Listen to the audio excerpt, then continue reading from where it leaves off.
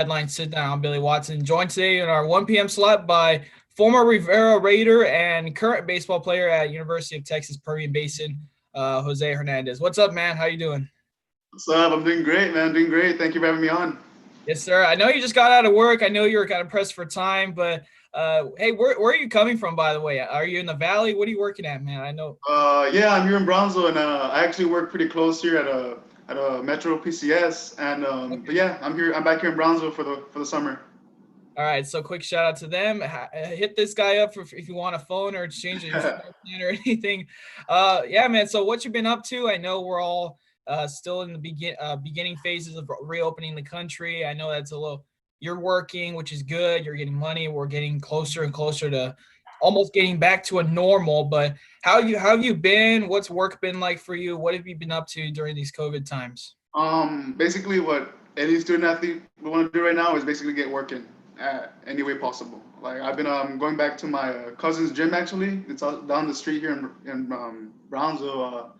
EA Athletics. I go there and I've been getting at least two workouts in. Coming also getting some work in. Actual work and post school as well. I've been doing school. Summer classes have been pretty tough, but getting them done. What was that transition like? And actually, I'll ask you this: where were you when it happened? And then I know for me, I got to transition onto online as well. We got the extra break. So where were you when the whole pandemic started? And then how did you feel about going into the transition from in-person, face-to-face instruction to So online? I was actually on my way back down from Odessa down here. It's a 10-hour drive. When I found out about all this stuff, I I was see coming down that. for spring break, coming down to see family and stuff. So when I found out about that stuff, I was getting emails saying that you got to move out. We have all this stuff going on. So I was like, I had just came to right after this 1 week of spring break down here. I had to go drive back up, get all my stuff, and then come back down again. So it was kind of Man. hectic. Um, Me personally, I just want to like thank my mom for the whole rides and stuff. Hey, that's lucky you don't get to drive. I have to drive, and I go to Tech, so I have to drive a couple Oh hours wow. past there. So I know the feeling. It's insane. What about baseball? Where were you guys at? I know for Tech baseball, we were about to play West Virginia on the March the 13th for the conference opener. What We were was actually about to head out for no, it was a home game. It's supposed to be a home stand that weekend against International, Texas A&M International. Yeah, we're supposed to have a home stand there with them, but that ended up getting canceled, and then this whole deal with NCAA had all this trouble with this whole COVID thing. So we were in a pretty good fun of season. We were actually winning a couple more games, so we were doing pretty good, and it was a good experience, honestly. Like even though we didn't get to finish out the season, the it made us like realize that what we have done in the past, like in that for those first couple of weeks, that first month was like not to be taken granted for, not to be just like to basically like how can I say this like play every game like it's your last. And exactly? that's how it was for most of the seniors there, man. Me, I was lucky enough that I have 4 more years to continue on my college career. But for some of those guys, man, it was their last season. So I can't say I really felt for them, but I could really say that the love for the game was there, just to have that love for the game a lot more than what we previously had. Yeah, and that's tough, dude. I feel that. I was watching some tech baseball up there, and we have quite a few number of seniors who actually came back from getting drafted. So, where you're coming from, and you're saying, yeah, you relate to them. It sucks for them because they got to see, hey, do I go and play pro still, or do I come back and take the eligibility? So yeah, that it was definitely tough on athletes like yourself, and especially seniors. I want to reverse a little bit to kind of back here to the COVID times, and we're getting into a rhythm. We're all in quarantine. What did you do in quarantine besides the working out? I know we had a TV in front of us, some stuff like that. Are you a video gamer? What was up? What did you Yeah, do? I actually invested back into video gaming. Been playing some of that Warzone lately. You have a But gamer yeah, I've tag? been doing that. I've also been reading on the game as well, trying to understand Okay. more on the mental part of the game now that I'm just sitting down. Don't want to really stick to the TV as much. But yeah, just trying to learn the mental part of the game. A little shout out to my coach as well. He's been that's something they integrated into my head. I didn't really realize that part because I was in high school. I was really more like self motivated. like, oh, I gotta do this. Like, I gotta do this because if not, someone else will. I know I was never really more into the mental part of the game. Getting into there at UTPB, we had like study sessions on the game, study sessions on like being motivated, study sessions. We had class time to where we had to talk about the game, situational games, what to do with player on second, the pitch count, realizing stats about other teams as well. That's something that was like new to me. I come from just like play the game. You love the game, you play it, and play your heart out. Go how they say, balls to the wall, and just play, man. Be a dog in the field. That's how I was. And that's how I integrated in my head. But out there, it's more like, hey, it's stats. We gotta know what we gotta do. We can't just wing it, basically. Wait, So it's more like studying the game and having a plan to go out there. yeah, it gets more intriguing and interesting once you get to college. It's not just about hitting a ball and all that stuff. Yeah. That's where it's more intriguing. Yeah. What about movies or TV shows, man? What do you watch? I actually just finished watching Breaking Bad. Oh my God, it's Yeah. crazy. Yeah.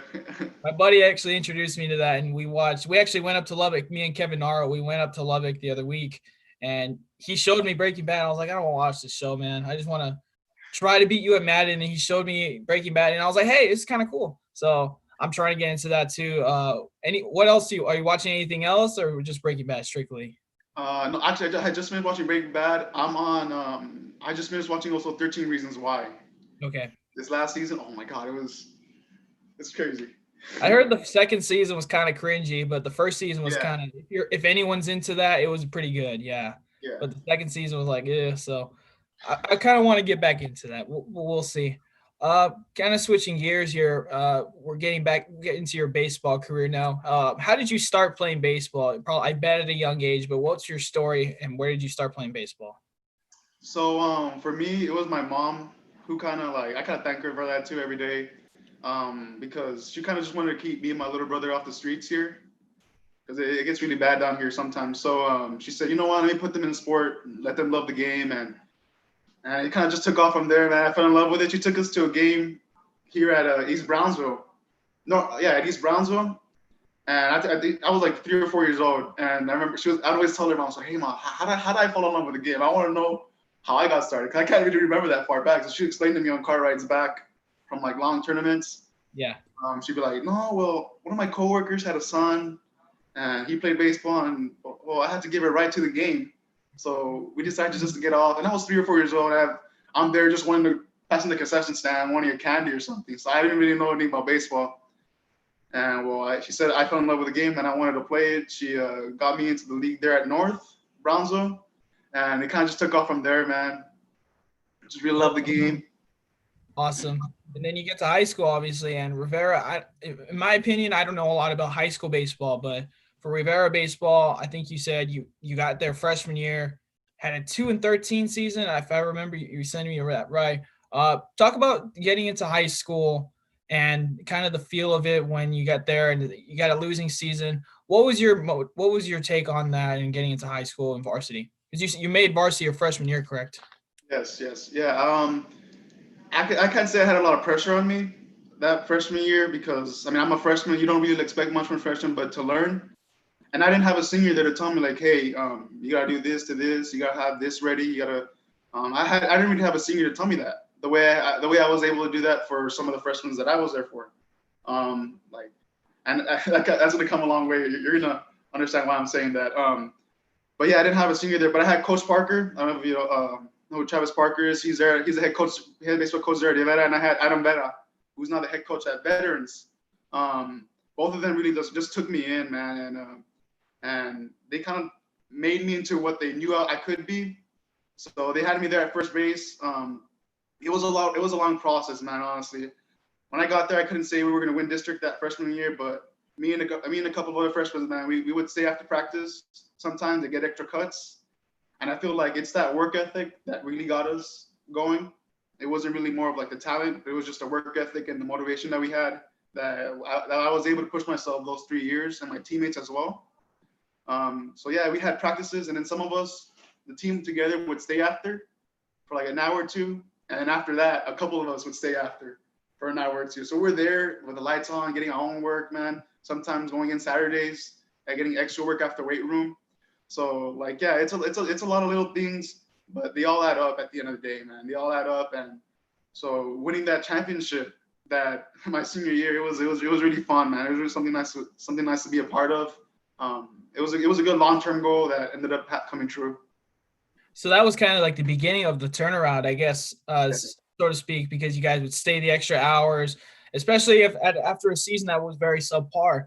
So Yeah. talk about what that mindset. What was the motivation just to get better? Was it just that? What else went on? Well, kind of the fact that people didn't even know when the Rivera baseball games were going on there down campus. Like they would announce them almost every day, and I'd be leaving early from class, and they'd be like, "Why are you leaving early?" Like teachers would be like, "Why are you leaving early?" With my like jersey on and baseball bag. I'm like, Yeah. I have a baseball game at 10. I don't know where y'all are. And they'd be like, "Oh, okay." And it was really like there was no fans except parents at that point, my freshman year, and then it started to grow on when we got better, I guess. But it's just like, have you ever seen that picture of like the iceberg? How it's like there's very little on top success, but it's all the hard work that's on the bottom. That's how I felt, man. Because I mean, there was days and nights where I'd stay late. My mom would have to pick me up from right after work. She'd have to pick me up, and it was on days before practices. So we would grind the first day of school, and we'd work, man. We'd work even the summers. Summer going into my freshman year, I was getting workouts already at Rivera. And there wasn't a summer where I wasn't getting workouts there at Rivera. My birthday, I was there. I was out there with Travis, and we would get cuts in. Um, yeah, I really got to thank my coach for that. It was, I can't say all of it's on him, man, but we couldn't have done it without him. Sweet.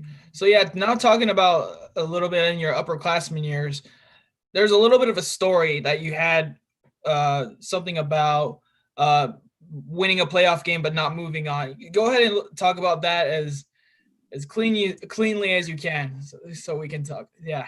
So yeah, What you think about that? so basically what happened to my junior year, great team, man. That 2018, 2019 team was great.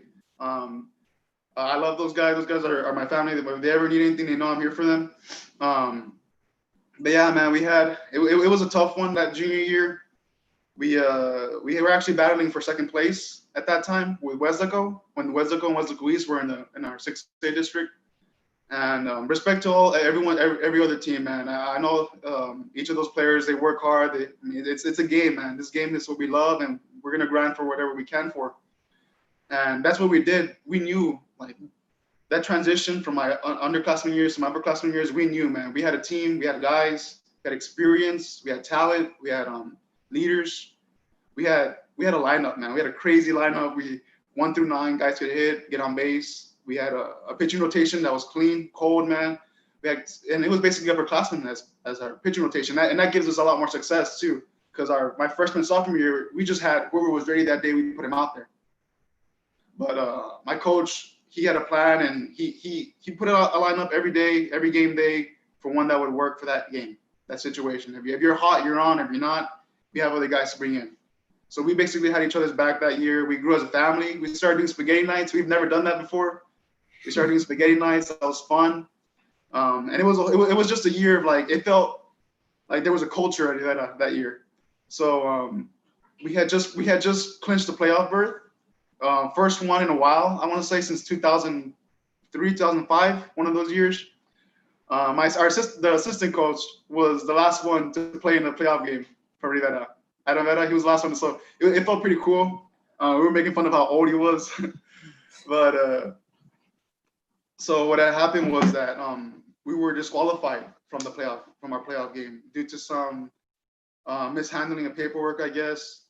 And I can't really go into more detail about that stuff, but what I can say is that I remember that day very clear, man. They came in, we were in a little room, a whole team together. We didn't know what was going on. Most of us did, most of us didn't. We were just ready to, what was gonna happen for playoffs. We got playoffs that very weekend. We were just ready to play, man. And our coach sat us down saying that some sort of UIL rule, it kind of like transferred over to us. Things happened. And I guess we were basically hated on, is what I can say. They didn't really want to see us, win. They didn't want to see us go out there and play.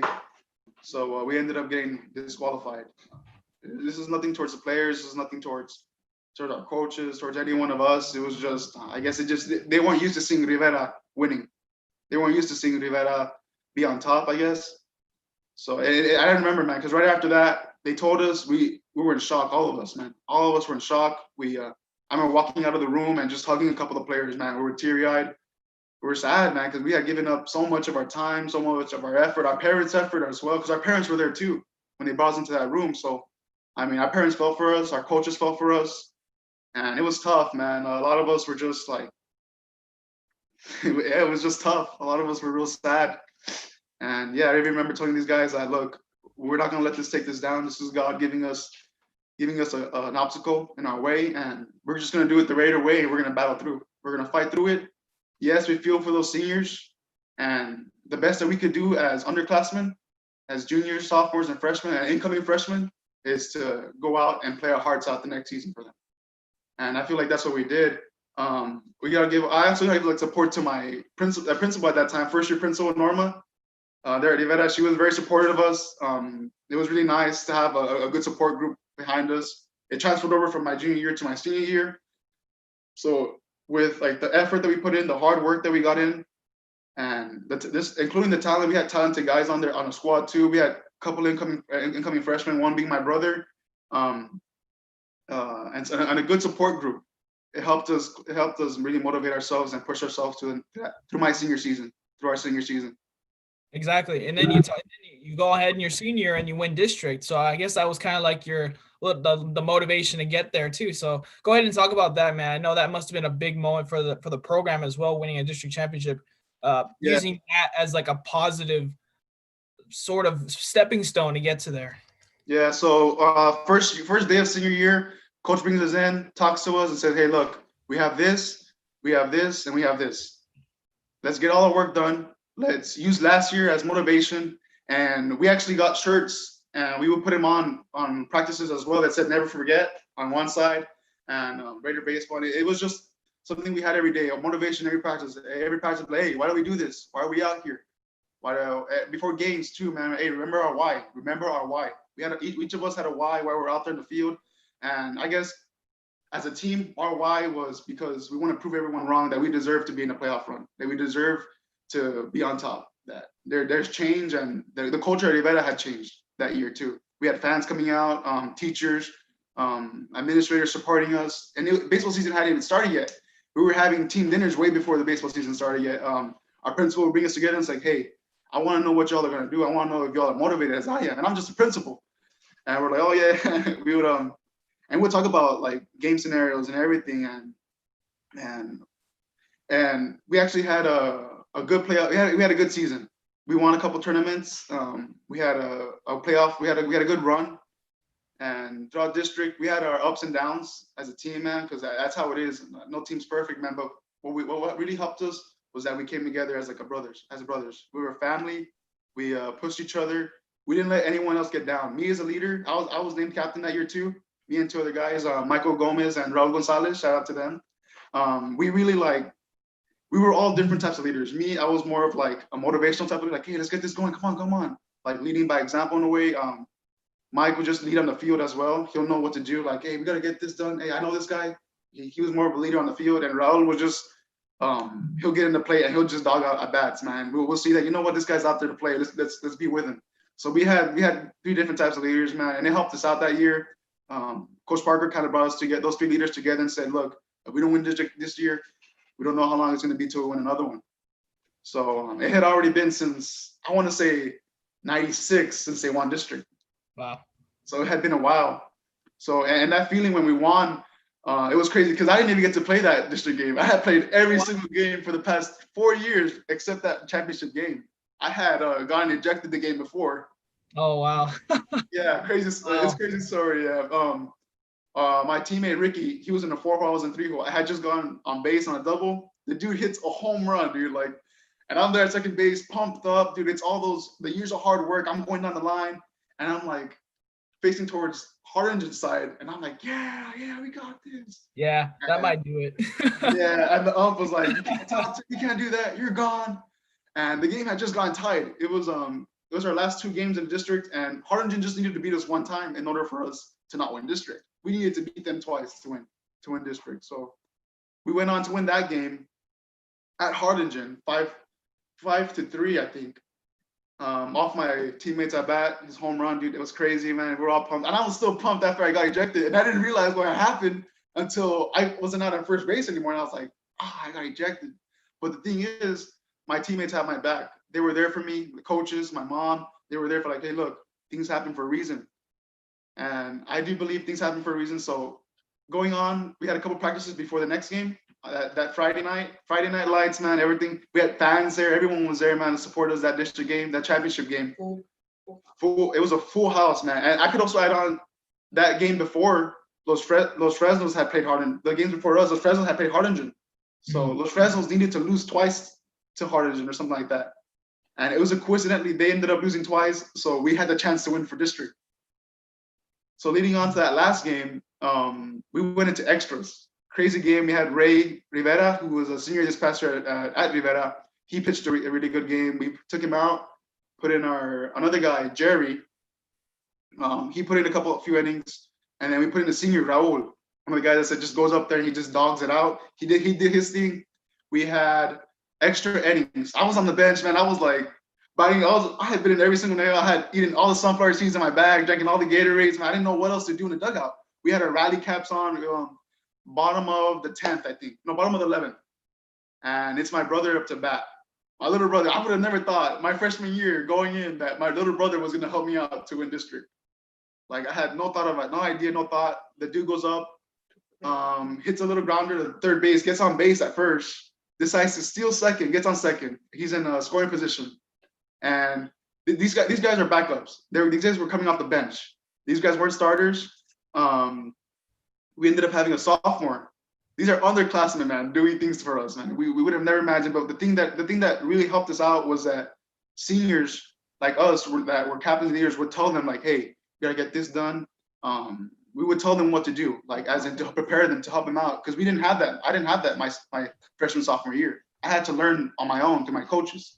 But the thing that really helped us out was that seniors were being seniors that year. Juniors were being juniors that year, and we were all helping each other out. Seniors would get pieces from freshmen. Freshmen would learn from seniors, and it was a real good communicational group between us. So Jerry gets in at bat. This guy hadn't gotten a hit all season. Oh, wow. We put him into play. The dude gets a shot between second and first, goes into right field. My brother rounds third, goes to the home. The ball's overthrown, and we win district. It was crazy, man. We're all jumping out, fans jumping around. It was really fun, man. An emotional day too, man. It was a really emotional night. We had fun, man. It felt good because it was a long-term goal, and to really have that success at the end, it was just crazy, man. It was. That's awesome. To finally bring that district to the event, man, be a part of that, my team, man. Shout out to all of them. That's awesome. And yeah, so now transitioning to your college, more your college side, you had 0 offers going into college. What was UTPB like a school you applied for, or did you think, hey, they have a good baseball program, I have a chance there? What was your story into getting into UTPB and trying to walk on? So yeah, basically I had gone to UTPB based on academic scholarships at first. I was like, hey, this is kind of paid for. You know what? I'll go out there. So I decided to keep in contact with the coaches as well. And we're keeping contact. He said, look, we have a walk-on. You could walk on. It was like a 63-man roster already at that point. And they were kind of telling me like, hey, we already have limited space. So we're going to add you. We want you to be a part of it. So nothing was promised to me at all.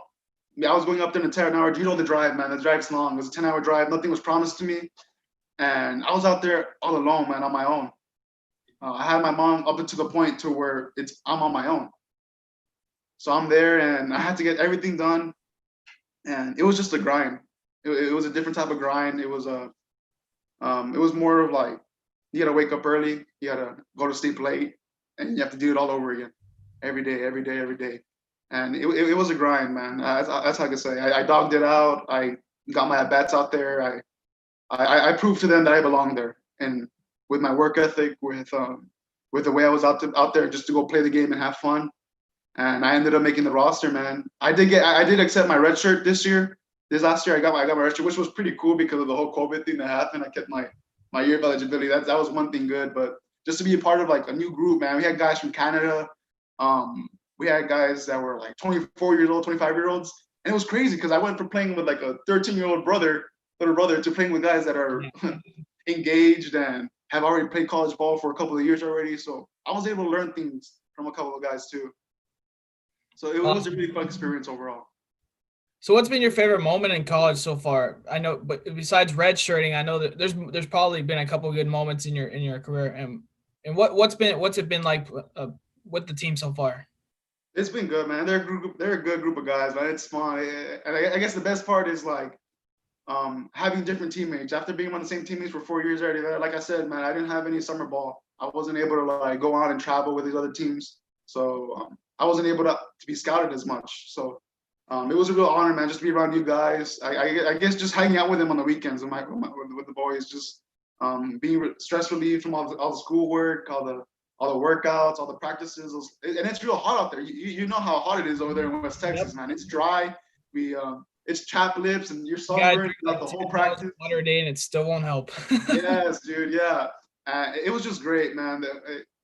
I guess the best moment were just having fun with the guys there. So do you have any future plans as well? Obviously, you're playing baseball, but is baseball in sort of your future career after school, or are you leaning more towards a career in the field? What's that thinking going on right now? Well, yeah, I actually I'm more focused on my career for school. I have baseball there to keep me on track, keep me like with a good schedule, and it's just there to keep me out of trouble as well. But yeah, I actually want to pursue. I'm trying to graduate early there at UTPB. Cool. I'm about to graduate early. I want to get my bachelor's of exercise science there, and then I want to transfer and move to UTPB so I can get my master's in occupational therapy. Good, man. Sweet, man. Do you have any closing remarks before we get to your shout outs or anything like that? No, man, I just want to thank my, let's see, come over. I have my little brother. He's been watching you the whole time. This is the guy, the winning run for district right here. He's kind of like a twin. There he is. Nice. Same. But yeah, I see it. yeah, hopefully he brings one his senior year. That's awesome. Yeah. So we'll get to the shout outs. Any shout outs you want to give now? I want to give a shout out to Ricardo Rivera. That guy's been like a father figure to me. He's helped me out through everything. Shout out to my mama. Shout out to my grandma, and shout out to EA Athletics. They've helped me out. They've helped me become the athlete I've become today.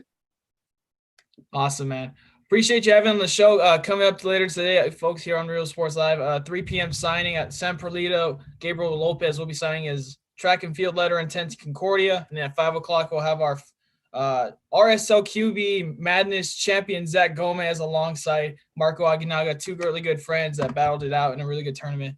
Once again, thank you, Jose, for joining us, and good luck to you and good luck to your brother. Yeah, thank you. Appreciate it.